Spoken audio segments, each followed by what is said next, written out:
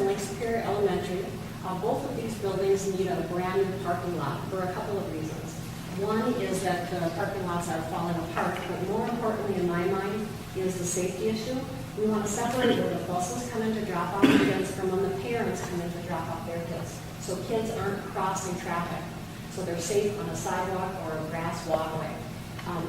Obviously, when this building was constructed, they thought this was the best way to go to bring the kids right up to the front door. But the problem is when the kids come up in the parking lot and cross, obviously it's not a good safe place.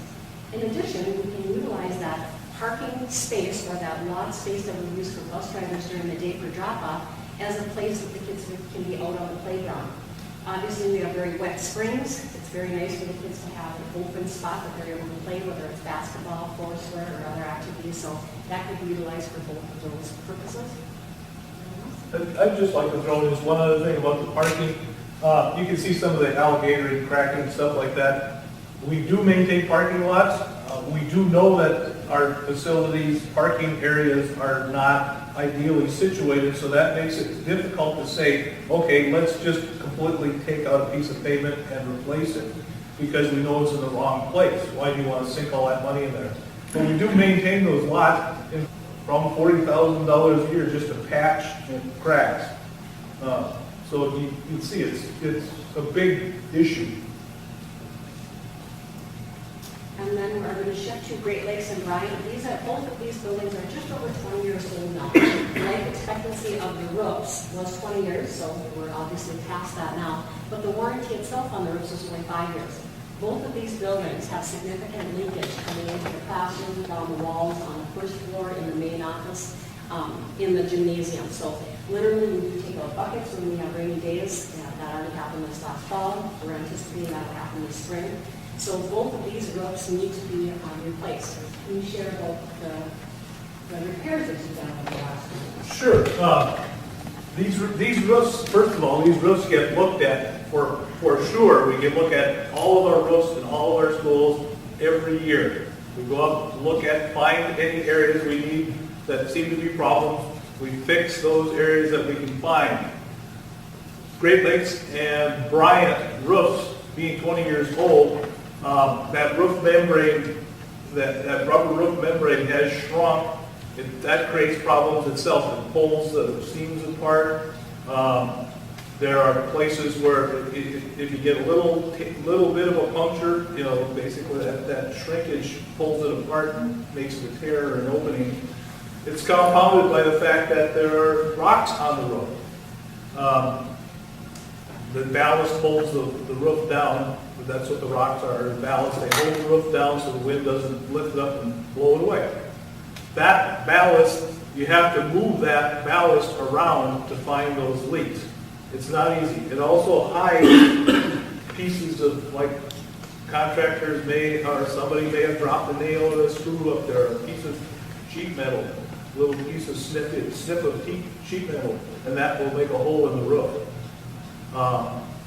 Things like that. We find things like that all the time. We fix those things we can find.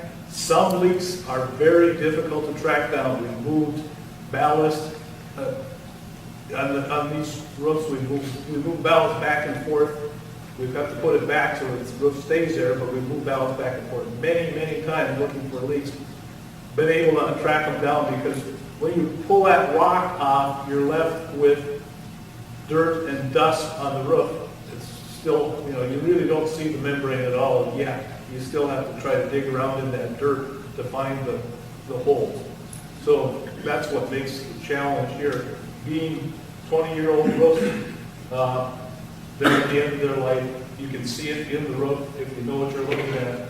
I think, again, there are some pictures in other places that show that. And that brings us to our last two schools, a few improvements here. Primarily a more secure entrance, but also at our middle school, we're looking at a turf field for the softball field. Let me share first on this slide about security. All of our buildings would have a more secure entrance. Four Corners, Lake Superior, Great Lakes, every one of them.